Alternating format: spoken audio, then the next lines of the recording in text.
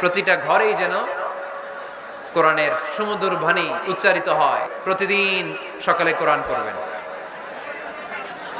কোরআন যেটা মুখস্থ করবেন স্ত্রীকে শোনাবেন, স্ত্রী আপনাকে শোনাবে। প্রতি মাসের জন্য একটা সূরা নির্ধারণ করেন। কোনটা? একটা।